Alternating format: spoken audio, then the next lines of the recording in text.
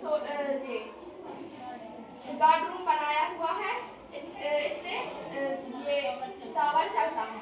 और यहाँ पे खाली जगह बची हुई थी, हमने यहाँ पे खेत बनाया और स्वच्छ वातावरण के लिए हरे भरे पेड़ लगाए हुए हैं और ये कुआं पानी सींचने के लिए कुआं लगाया हुआ है।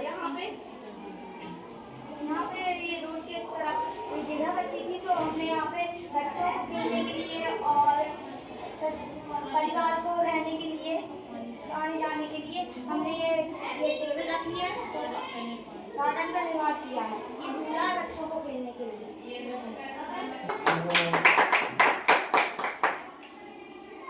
ये आपका तेजस्वी का कार्यक्रम है। तेजस्वी कार्यक्रम के अंतर्गत आप जैसे कि देख पा रहे हैं, एक टीम वर्क के साथ साथ एक छोटे से छोटे प्रोजेक्ट को और एक बड़े से बड़े प्रोजेक्ट को कितनी आसानी से आप लोगों ने बनाया।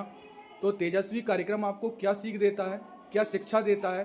वो आपको शिक्षा देता है कि एक साथ मिलकर के काम करना और अच्छी अच्छी चीज़ों का निर्माण करना। अब हम जानेंगे कि इस तेजस्वी कार्यक्रम को जो लीड कर रहे हुए हमारे शिक्षिका आदरणीय परम सम्मानीय सानू मेहरा मैडम जी से भी हम दो शब्द इसके बारे में जानेंगे। आदरणीय मैम। हाँ, बच्चों का प्रयास तो बहुत ही सफल रहा है। तेजस्वी के अंतर्गत जो हमने टावर बनाने के लिए दिया था, उसके अंतर्गत उन्होंने सोलर पैनल का भी यूज़ किया। ये हमारे लिए बहुत अच्छी बात है और सारी चीज़ें उन्होंने अपनी क्रिएटिविटी से करी हैं। इसके लिए हमने कोई समझाइश नहीं दी, इसके लिए उन्होंने खुद के सेल्फ उससे सारी चीज़ें करी है। जैसे सोलर पैनल बनाया है, उससे उन्हें पता था कि बिजली के लिए क्या दिक्कत होगी, इसलिए उन्होंने सोलर पैनल का यूज़ किया।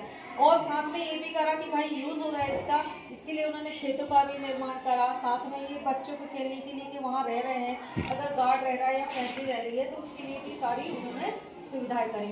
इसके लिए बहुत बहुत आभार बच्चों का और बहुत बहुत वेरी गुड।